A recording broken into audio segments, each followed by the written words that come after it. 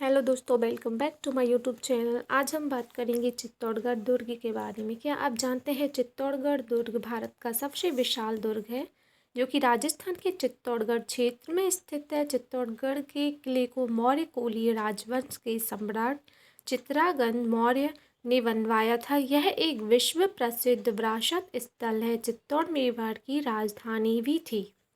तो साथ ही साथ आज हम बात करेंगे चित्तौड़गढ़ की असली कहानी के बारे में। तो किले के अंदर दो पाषाणीय स्तंभ कीर्ति और विजय के नाम से जाने जाते हैं, जिन्हें बनाने में 10 साल का समय लगा था। क्या आप जानते हैं कि किले के अंदर बने जौहर कुंड में रानी पद्मिनी ने सैकड़ों रानियों के साथ कूदकर अपनी जान दे दी थी। चित्तौड़गढ़ का किला एक ऐसी प्रेम कहानी की मिसाल पेश करता है जिसे कभी नहीं भुलाया जा सकता, जो सदियों सदियों तक याद रखी है और आगे भी याद की जाएगी। क्या आप जानते हैं कि इसका निर्माण 7वीं शताब्दी ईसा में मौर्यों द्वारा किया गया था। ऐसा भी माना जाता है कि इसका निर्माण पंच पांडवों में से भीम ने किया था।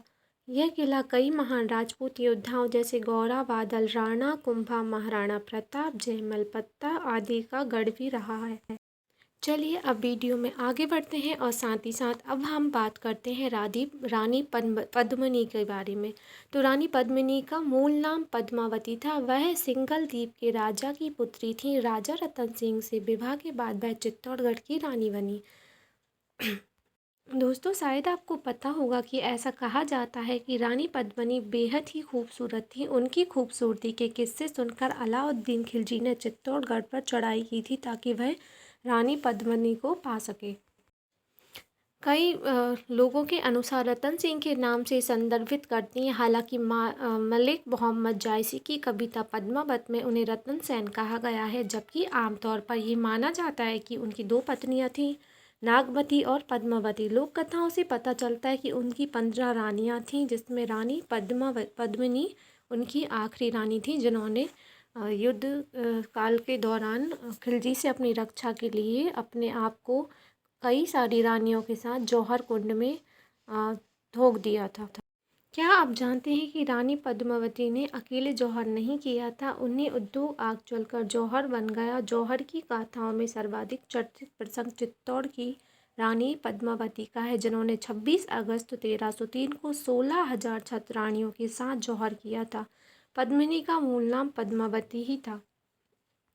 जब राजा रतन सेन को दिल्ली के सुल्तान अलाउद्दीन खिलजी ने पकड़ लिया और कैद कर लिया, जब रतन सेन जेल में थे, कुंभलनेर के राजा देवपाल पद्मावती की सुंदरता पर मोहित हो गए और उनसे शादी करने का प्रस्ताव रखा।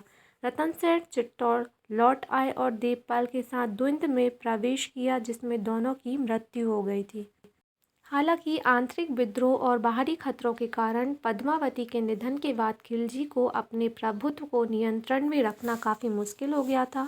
अलाउद्दीन को काफूर ने शराब में जहर दे दिया, जो काफ़ी समय से उसे मारने और दिल्ली की गद्दी छीनने की साजिश रच रहा था।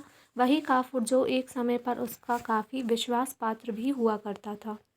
क्या आप जानते हैं कि राजपूतों में जौहर का क्या महत्व है? जौहर, जिसे कभी कभी जौहर या जोहार भी कहा जाता है, उपमहाद्वीप में महिलाओं, वयस्कों और बच्चों दोनों द्वारा सामूहिक आत्मदाह की एक हिंदू राजपूत प्रथा थी, जिसका उद्देश्य कैद, दासता और बलात्कार से बचना था। तुर्क फारसी इस्लामी आक्रमणकारियों को जब युद्ध के दौरान निश्चित हार का सामना करना पड़ा। अंत में क्या आप जानते हैं कि खिलजी कैसे मरा, खिलजी की मृत्यु कैसे हुई? तो मृत्यु जलोदर रोग से ग्रस्त अलाउद्दीन खिलजी ने अपना अंतिम समय अत्यंत कठिनाइयों में व्यतीत किया और 5 जनवरी 1316 ईस्वी को इसकी मृत्यु हो गई। यह भी कहा जाता है कि अंतिम समय में अलाउद्दीन खिलजी को त्वचा रोग यानी कोढ़ हो गया था, जिसके कारण वह बहुत परेशान रहने लगा। अलाउद्दीन का मकबरा कुतुब मीनार के परिसर में ही स्थित है, जिसे आप देख सकते हो आज भी। क्या आप जानते हो कि खिलजी से चित्तौड़ किसने लिया? खिलजी ने किले की जिम्मेदारी अपने नाबालिग बेटे खिज खान को दी। चित्तौड़ का नाम खिजराबाद रखा और दिल्ली लौट आया। इस बीच दिल्ली की सत्ता खिलजियों से तुगलक वंश के पास स्थानांतरित हो गई। मेवाड़ पर दिल्ली के सुल्तान के गवर्नर जालौर के राम मालदेव का शासक था। क्या आप जानते हैं कि रानी पद्मावती पिछले जन्म में कौन थीं? राजा को ये पता नहीं था कि पद्मावती वेदवती का अवतार थीं। अपने पिछले जन्म में वेदवती भगवान विष्णु से विवाह करना चाहती थी। यही कारण है कि उसने अपने भाग्य को पूरा करने के लिए इस जन्म में पद्मावती के रूप में पुनर्जन्म लिया। इस बीच विष्णु अपनी पालक माँ बकुला देवी के साथ श्रीनिवास के रूप में पृथ्वी पर रह रहे थे। चलिए आइए अब जानते हैं कि यह जौहर एक सती प्रथा है। तो सती प्रथा एक विधवा द्वारा अपने पति की चिता पर बैठकर आत्मदाह करने की प्रथा है, जबकि जौहर महिलाओं द्वारा किया गया सामूहिक आत्मदाह है ताकि पराजय आश्रय होने पर आक्रमणकारियों द्वारा पकड़े जाने और गुलामी में धकेले जाने से बचने के लिए राजपूतानी स्त्रियां अपने अस्तित्व की रक्षा के लिए यह प्रथा अपनाती थीं। राजा रतन सिंह की मृत्यु के बाद जब रानी पद्मावती ने जौहर कर लिया और अपनी जान दे दी, उसके बाद क्या आप जानते हैं कि अलाउद्दीन खिलजी का क्या हुआ? पद्मावती की मृत्यु के बाद अलाउद्दीन खिलजी ने अपनी शक्ति को मजबूत करने और साम्राज्य का विस्तार करने पर ध्यान केंद्रित किया। उन्होंने गुजरात, मालवा और चित्तौड़गढ़ सहित भारत के विभिन्न क्षेत्रों में अपनी विजय बनाए रखी।